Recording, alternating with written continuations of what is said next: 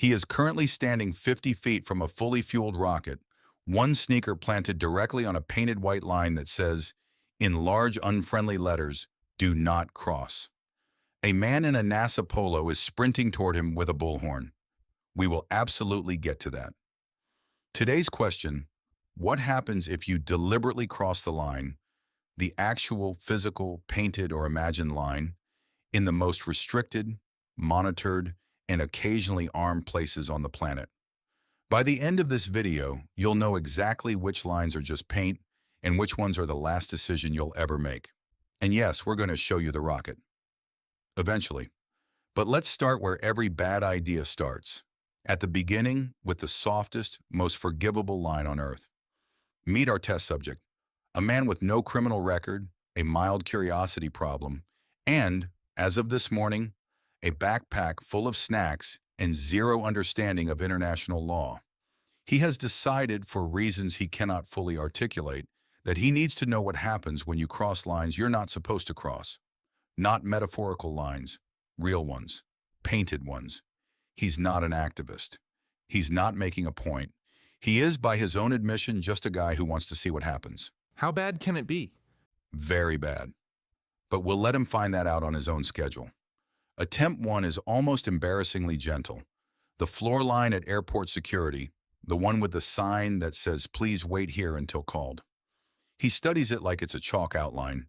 Then, while the TSA agent is distracted stapling a boarding pass, he shuffles one sneaker forward, past the line, into the sacred 4 feet of empty tile before the metal detector. Nothing explodes. No alarms. Just a tired agent looking up and saying, essentially, the security equivalent of "back it up, buddy." He is redirected with the enthusiasm of someone shooing a pigeon. This line, it turns out, isn't law. It's just crowd control, a psychological fence made of tape and social contract. He looks almost disappointed at how little consequence exists. That's it? That's it, for now. Attempt 2 takes him to Ecuador, to the giant yellow stripe painted across the ground at the Mitad del Mundo monument, the middle of the world, supposedly the exact equator. He straddles it triumphantly, 1 foot in each hemisphere, arms out like he's just won something. Tourists take his photo. He looks smug. What he doesn't know, and genuinely should have Googled, is that this line is off. Modern GPS puts the true equator about 240 meters away, in a much less photogenic patch of grass. He has just spent an international flight straddling a tourist trap. Somewhere, a satellite is laughing at him. If you think that was a waste of a plane ticket, wait until you see what he tries with an actual observatory.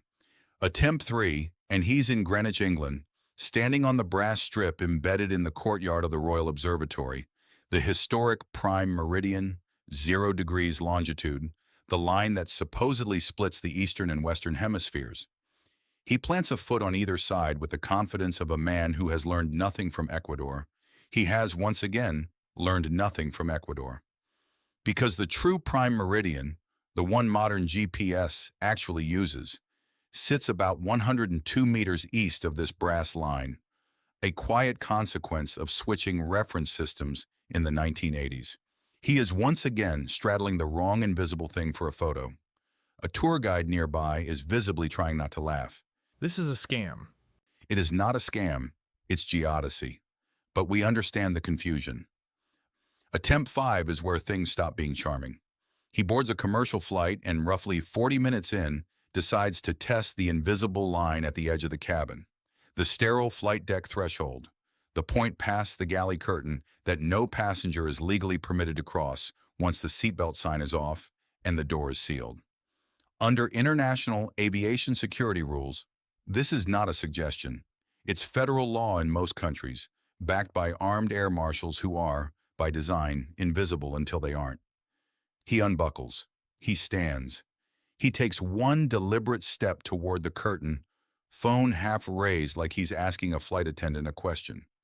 He does not make it 2 steps. A man 3 rows back, previously indistinguishable from any other tired business traveler, is suddenly standing between him and the curtain with a badge and an expression that ends the conversation before it starts.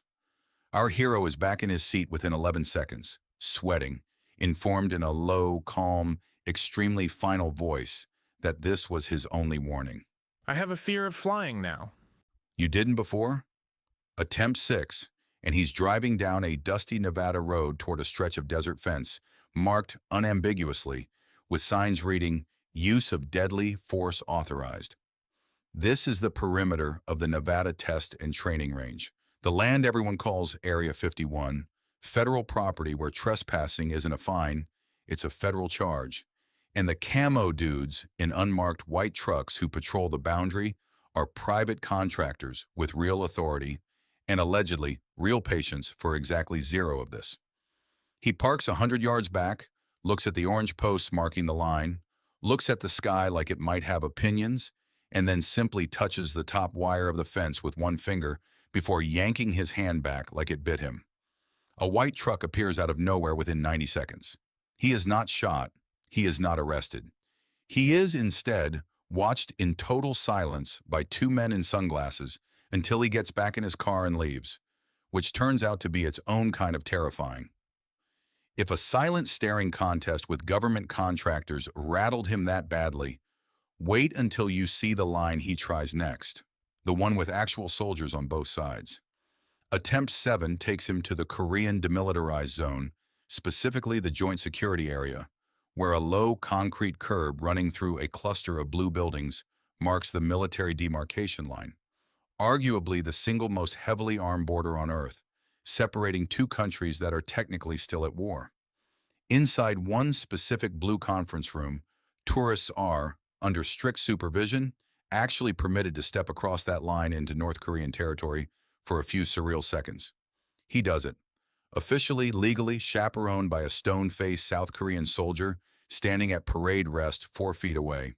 He crosses the line, stands on the North Korean side of a folding table for exactly 6 seconds, and crosses back. It is by a wide margin the least dramatic thing that happens all day, because doing it the legal, supervised way strips out 90% of the danger. He looks almost let down. He came for chaos and got a guided tour. That felt anticlimactic. That's what happens when you ask permission first. Try to remember that for the next one. The finale. Cape Canaveral, Florida, hours before a scheduled commercial rocket launch. The launch pad sits inside a series of concentric safety perimeters, calculated by range safety officers using blast radius, debris field modeling, and decades of hard-won data about what happens when tons of liquid propellant ignite at once. The outermost lines are for spectators. The innermost lines are for people who are, quite literally, expendable to the mission.